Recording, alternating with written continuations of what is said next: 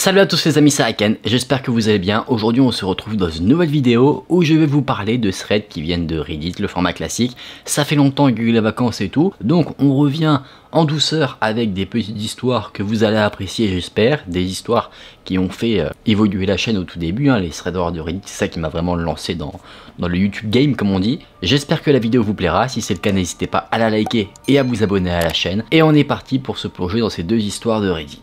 On va commencer avec le témoignage de Tifa.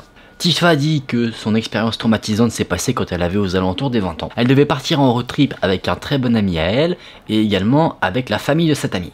Le but c'était simple, c'était de se rendre à un concert, donc ils se sont dit on n'a qu'à faire un petit voyage en même temps. Donc le jour, ils étaient tous sur la route et de nuit ils dormaient dans le camping-car qu'ils avaient. Ils n'avaient pas encore fait beaucoup de route alors que la nuit était tombée, donc ils sont arrivés sur une sorte, pas d'aire d'autoroute, mais une sorte d'aire de camping dédiée au camping-car. C'était un endroit qui semblait assez familial, il y avait quelques installations. Donc personne dans le groupe n'était sur ses gardes ou s'est dit on va peut-être se méfier tant qu'on sera dans cet endroit. Donc cette nuit-là, à 23 h à peu près, alors que l'ami de Tifa ainsi que sa famille se préparaient pour aller dormir, elle est sortie pour prendre l'air. Le camping-car se trouvait presque à côté d'une plage, donc elle est descendue sur la plage pour tremper ses pieds dans la mer. Elle voulait avoir un peu de temps pour elle, se relaxer, se retrouver un peu seule avec elle-même pour se détendre. Alors qu'elle est en train de se rendre vers le rivage, elle remarque qu'il y a une cabane de plage. Elle arrive au niveau de l'eau, elle sent les vagues qui tapotent sur ses pieds, et alors qu'elle regarde un peu l'horizon, à gauche, à droite sur la plage, à un moment donné, elle remarque la silhouette d'un homme. Tifa ne se pose pas de questions. Les plages ne sont pas privées, c'est un espace accessible pour tout le monde, donc elle se dit que c'est peut-être quelqu'un d'autre qui fait un peu comme elle et qui se promène. Tifa se perd dans ses pensées, elle est un peu hypnotisée par les allées et venues des vagues, et au bout d'un moment elle se dit bon, je vais rentrer. Il fait très sombre donc elle ne voit pas trop ce qu'il y a autour d'elle, mais c'est pas quelque chose qui la peur parce que elle dit qu'elle n'est pas apeurée trop facilement. Elle arrive généralement à garder son sang-froid dans à peu près toutes les situations. Néanmoins, en tant que femme, elle a quand même un seuil de vigilance minimal. Elle sait ce qui peut se passer malheureusement, surtout de nuit, donc bien qu'elle n'ait pas peur dans cette situation-là, elle reste quand même un minimum sur ses gardes. Par rapport à quand elle est en ville, ce seuil, on va dire, de vigilance est un peu réduit. Parce qu'elle se trouve dans un camping, il y a le camping-car, il y a d'autres gens, donc on va dire elle fait peut-être moins attention. Alors qu'elle est en train de rebrousser chemin vers le camping-car, elle jette un petit coup d'œil sur la plage, elle se rend compte que la silhouette de l'homme qu'elle avait vu un peu plus tôt a disparu. Mais quelque chose qui va attirer son attention, c'est que, alors qu'elle repasse devant la cabane de plage, elle remarque quelque chose. Comme si quelqu'un essayait de se cacher de sa vision. Tout de suite alertée, Tifa appelle à haute voix son ami. Son ami la rejoint et se sentant un peu plus en sécurité du coup, à deux, ensemble, ils reprennent le chemin vers le camping-car et une fois qu'ils y arrivent, Tifa saute dans son lit. Elle n'a pas dit à son ami à ce moment-là qu'elle avait vu quoi que ce soit. Parce qu'elle ne voulait pas, on va dire, que ce truc qui l'a fait un peu sursauter, si on peut dire, eh bien, ne devienne source d'une peur encore plus grande parce que les gens vont peut-être dire « Ah ouais, mais imagine c'est ça, donc elle se dit « J'en parle pas, comme ça disparaîtra aussi que c'est arrivé ». Tifa s'endort, le lendemain arrive et le reste du voyage se déroule sans encombre. Le thread aurait pu s'arrêter là, mais là ce serait un peu frustrant. On aurait juste eu comme expérience effrayante quelqu'un qui a vu une silhouette. Mais en fait ce qui est le plus effrayant c'est ce que Tifa n'a pas vu. On fait un bond dans le temps de 1 an dans le futur. Elle parlait avec l'ami avec qui elle était partie, elle parlait du voyage et là elle se souvient justement de cette silhouette derrière la cabane. Donc là elle en parle cette fois-ci. Et là, son ami devient très pâle.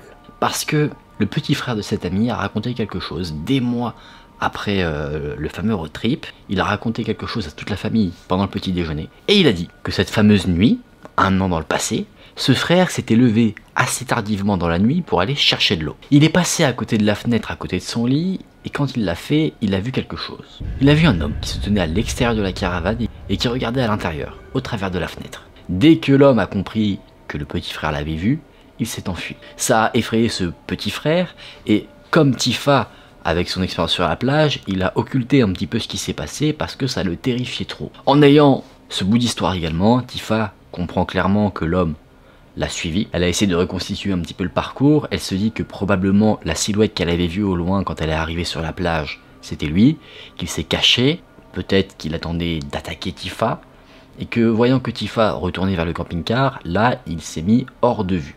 Sauf qu'il a été cramé quand même. Et alors que Tifa est rentré au camping-car, lui il l'a suivi et il observait ce qui se passait à l'intérieur. Et potentiellement, Tifa se dit que si jamais elle avait été seule, l'homme serait peut-être passé à l'acte. C'est là que son témoignage se termine. De quoi nous faire halluciner dès qu'on verra une silhouette qu'on ne reconnaît pas dans l'obscurité. Alors qu'en fait c'est juste un arbre. En tout cas c'est quelque chose d'assez effrayant, d'autant plus que on ne sait pas qui est cet homme qui se cachait dans l'obscurité, on ne sait pas ce qu'il voulait, donc il y a beaucoup de questions qui demeurent sans réponse dans cette histoire, et les réponses à ces questions, on ne les aura pas. En plus de ça, vu qu'on était en pleine pénombre, impossible d'avoir une description physique de l'homme, ça se trouve cet homme a attaqué quelqu'un d'autre, on ne sait pas, il a été arrêté, et si jamais Tifa l'avait vu en pleine lumière, elle l'aurait vu aux infos à un moment donné, elle se serait dit mince c'est lui qui m'a suivi, on ne sait pas. On peut avoir vraiment plein de chemins possible. Soit cet homme était juste un voyeur, soit c'était quelqu'un qui voulait vraiment agresser Tifa, soit c'était un cambrioleur, on n'en a aucune idée, tout est possible. Maintenant, je vais vous présenter le témoignage de Maria. Maria partage une histoire qui lui est arrivée alors qu'elle avait 10 ou 11 ans, mais en tout cas, bien que c'était il y a quand même quelques années pour elle, elle s'en souvient très bien. Elle vivait dans une maison avec sa mère, son père et son frère. La maison était de taille standard, taille moyenne, mais le truc qui était important dans cette maison, c'était le jardin qui était assez grand. Ce jardin était découpé en 3 parties, il y avait une partie en béton qui était un peu une terrasse, une deuxième partie avec de l'herbe et une troisième partie qui contenait aussi de l'herbe, mais ici sur cette troisième partie il y avait un trampoline. Et au bout du jardin il y avait une masse d'arbres. Elle vivait dans une région plutôt rurale, donc il y avait quelques vallées, quelque chose de très nature. Un matin elle s'est réveillée parce qu'elle a entendu des sortes de craquements, comme si quelqu'un avait cassé la branche d'un arbre en marchant dessus. C'est quelque chose qui l'inquiète, plus que d'habitude, parce qu'une semaine plus tôt, un arbre est carrément tombé. Il était tombé dans le jardin des voisins, donc évidemment, pour éviter des soucis, ça l'a interpellée, elle s'est dit, vaut mieux peut-être jeter un coup d'œil pour voir ce que c'est. La fenêtre de sa chambre donnait directement sur le jardin, donc elle ouvre les rideaux pour voir ce qu'il y a. Et ce qu'elle voit, c'est pas un arbre qui est tombé, pas du tout. Ce qu'elle voit, c'est un homme qui essaye de se planquer derrière un arbre. C'était un homme très pâle, avec les cheveux blonds, et il portait des vêtements noirs. Et le truc qui a tout de suite glacé le sang de Maria, c'est que l'homme la regardait directement. Leurs regards se sont croisés même s'il y avait plusieurs mètres de distance. Maria suppose que l'homme a dû voir les rideaux de sa fenêtre bouger et automatiquement ça a attiré son attention. L'homme a souri à Maria et a fait un geste avec son doigt qui voulait dire « viens ici ». Tout de suite Maria est très paniquée, elle crie pour que sa mère et son père viennent et elle avait tellement peur et était réellement tétanisée que elle n'arrivait pas à bouger. Il était très tôt ce matin-là, à peu près 5 h du matin.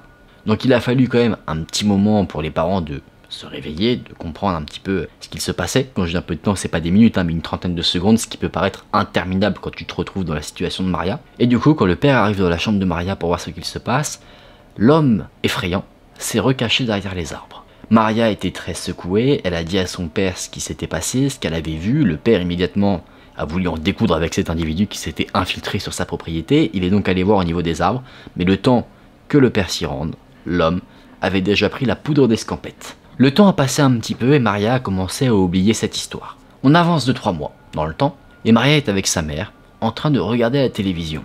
À un moment donné, quelqu'un a sonné à la porte de la maison. La mère est allée voir qui c'était. Maria, curieuse, est allée à la fenêtre pour voir qui ça pouvait être et elle a vu au travers de la fenêtre qu'une camionnette blanche était garée. C'était la même camionnette que possédaient les oncles de Maria, donc naturellement elle s'est dit qu'elle allait aller les saluer.